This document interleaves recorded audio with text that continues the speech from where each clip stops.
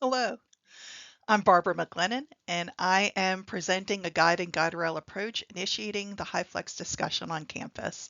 I'm presenting today with Billy Stone.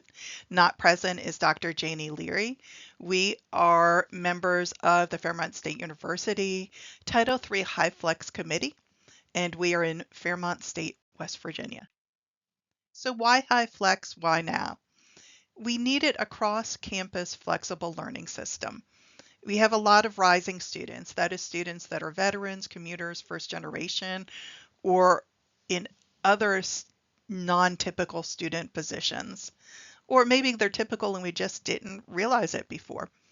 So we have these institutional challenges post-pandemic that many of us have across the United States and the world, which is retention, access, and engagement. We also face some West Virginia state-specific challenges. These are the highest percentage in the nation of grandparents raising grandchildren and of youth in foster care, the highest per capita and lowest achievement of bachelor's degrees, with only 19% holding a bachelor's degree.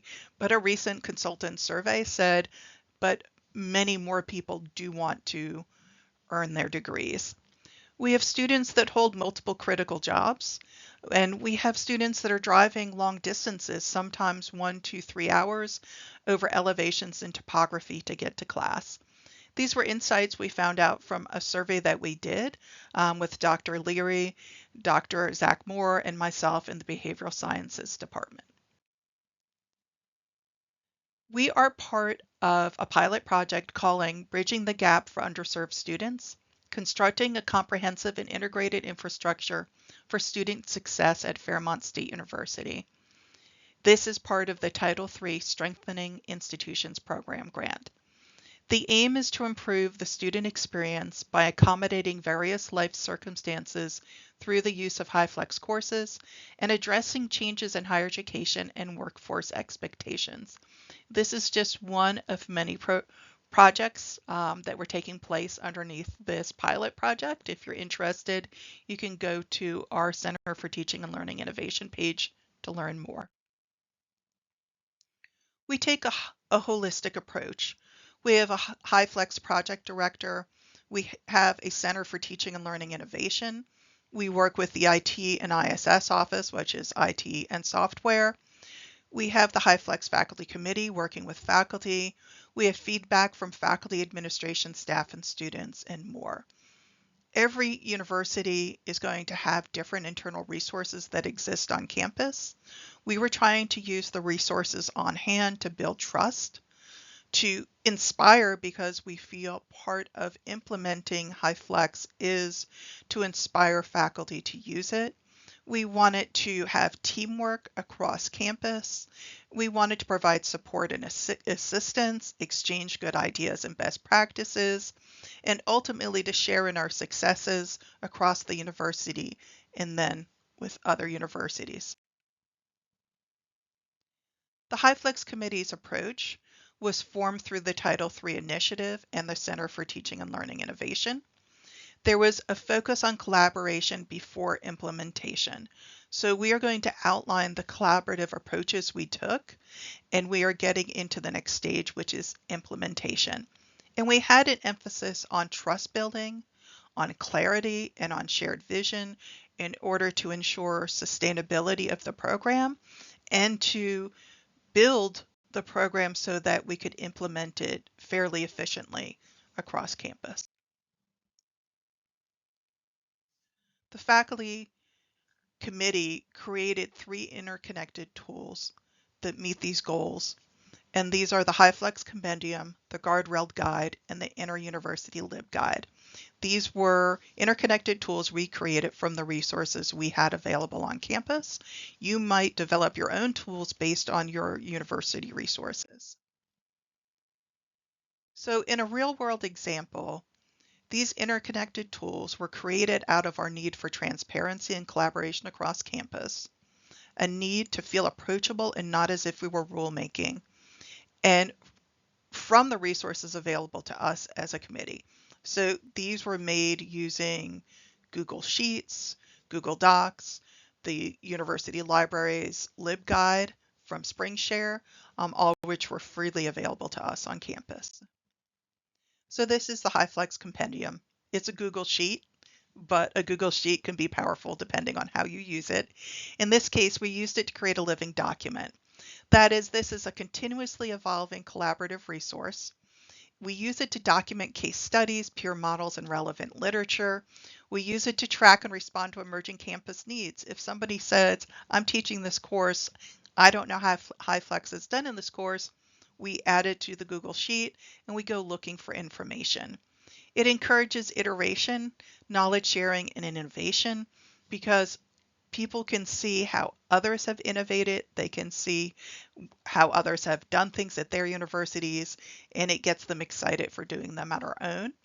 Therefore, it fosters faculty and institutional investment and hopefully supports scholarship, grant development, and professional growth, because this is going to be something that all of us across campus, if we're wanting to implement HyFlex, we're going to need to publish on it, write about it. We're going to have to go after grants for it, and we're going to have to use it for our own professional growth and development within our own disciplines, fields, and areas of study. We want to make sure that what we're providing is up to date in terms of resources, research, and funding opportunities. But most importantly, it serves as a central reference point for our ongoing HyFlex initiative. So it's something that we can physically share with others, including yourselves if you see the QR code up there in the right-hand corner. Thank you, Dr. McLennan. This guide has been developed to serve as a framework, not as a rigid mandate, and that distinction is important. It means that we're not telling faculty exactly how to teach or requiring uniformity across every HyFlex course. Instead, we're offering a structured foundation, one that provides support and clarity for instructors navigating the complexities of HyFlex delivery. And the goal is to offer both consistency and flexibility. And we know from research and practice that students benefit from a certain level of structure. Predictability in how courses are organized, how content is accessed, and how communication is handled. At the same time, we recognize that faculty bring different teaching styles, subject matter needs, and technology into the classroom. And this guide respects those differences.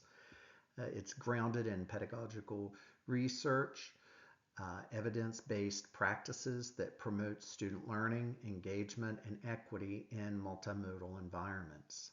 But just as important, it's informed by institutional feedback from our faculty who are actively teaching in HyFlex formats.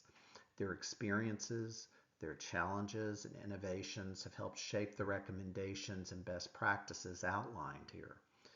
Rather than being overly prescriptive, this guide emphasizes structure where it's helpful, such as in course organization and communication, and it promotes autonomy elsewhere, and giving the instructors the freedom to innovate and adapt. And finally, it's worth noting that this is a living document. It's designed to evolve over time with ongoing collaboration, faculty input, and real-world application. As more of us adopt HyFlex and share our experiences, this guide will continue to reflect our collective learning. Let's now look at what the guide is and what it is not. First and foremost, again, it is not a rigid policy. This isn't about mandating compliance or limiting the teaching autonomy. Instead, think of it as that supportive structure, a resource to help instructors design and deliver more effective HyFlex courses with confidence. The guide is designed to encourage innovation and flexibility, not stifle it. Faculty are encouraged to explore what works best for them, their subject matter, and their students. They aren't required to follow every recommendation, but align to their practices within different areas that they feel makes sense for their course. And we intentionally avoided a one-size-fits-all approach to this because the truth is effective HyFlex instruction looks different across disciplines. And what works, for example, a nursing lab or a graphic design studio may not be a good fit for an online discussion-based course in literature or business. And this guide respects those differences while still offering those shared standards and expectations for quality and student experience. And it's about the promoting autonomy while building consistency. We want to support those individual teaching styles, but we also want students to have a sense of familiarity and predictability as they move from one HyFlex course to another, when core elements like communication channels, assignment access, or weekly routines are clear and consistent. And students will then feel more secure and better supported in these settings. And finally, this guide helps instructors avoid common pitfalls. The things we've seen cause confusion or disengagement in classrooms, whether it's an unclear course navigation or inconsistent expectations or lack of communication between modalities. These issues can be addressed by applying even a few of the strategies in the guide. So again, this is not about control. It's about support. It's about giving instructors the tools to succeed and the freedom to teach in ways that align with their strengths and their students' needs. Now I'll turn it back to my colleague, Dr. McLennan. So now I'd like to talk about the impact of HyFlex across campus. So across campus, we have instructors, and these instructors design and manage multiple participation modes. We have the Center for Teaching and Learning Innovation. They offer training, consultations, and pedagogy support. We have Disability Services, which ensures ADA and accessibility compliance, which is very important given that we work with the Blackboard Ultra platform. We have our Information Technology Office, which maintains the classroom technology, our HyFlex classrooms, and offers technical support, including individual support if faculty want to go into a room and practice. We have our Register and Academic Affairs. They work with us to align policy, to talk to us about scheduling, and to document processes. We have our Provost Office, which works with us on our courses and robustness, and many others. You could probably think of your own departments across campus. This aligns with Beatty's principles and university policies in that it's learner choice. Students choose how they attend, live, remote, or asynchronous. It's equivalent, meaning all participation modes yield comparable learning outcomes, which was a question faculty had. And it's reusable, meaning that content and activities are designed to be reusable across modes. And it's accessible, inclusive for all learners, and aligning with ADA and FERPA. And again, the accessibility, the reusability, the equivalence, those are all supported by our Center for Teaching and Learning, by our T office, by our own departments. And we also want to make sure that it's integrated within Fairmont State's legal, ethical, and instructional standards.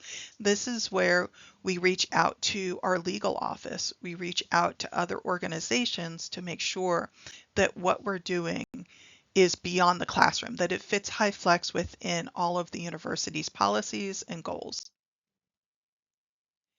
So we wanted to create a tool for planning, reflection, and peer feedback. We wanted something that would be used by instructors for course design, for refinement, and for self-assessment. We wanted to promote thoughtful planning and delivery that meets institutional goals. And we wanted to enable peer review, share effective strategies and community learning, and to strengthen instructional quality while supporting faculty collaboration. So these are all things that we needed to do as we were approaching implementation. One of the ways that we did this is through the creation of the HyFlex LibGuide, and this is a SpringShare LibGuide. So it provides a centralized digital library hub, and this is one place where faculty, students, staff can go, and they can find templates, case studies, videos, peer tools. It supports faculty, staff, and administrative learning. It's designed for cross-campus accessibility, meaning anyone that is at Fairmont State University can access it.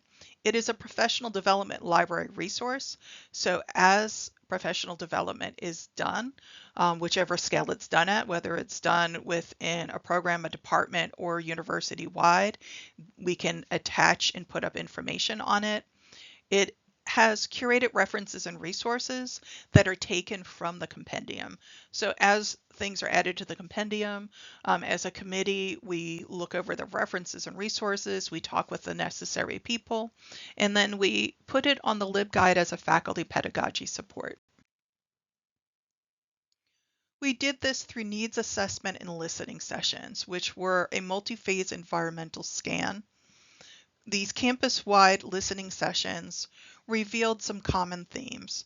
And those themes were there was a fear of burnout, of being required to learn another new thing that required a lot of work and sometimes work that was outside the scope of what they were used to, what was required, or what their knowledge was. So there was a big fear sometimes of these technology gaps, not just technology gaps in terms of what do I know, but tech gaps in terms of what about a class that isn't able to offer HyFlex.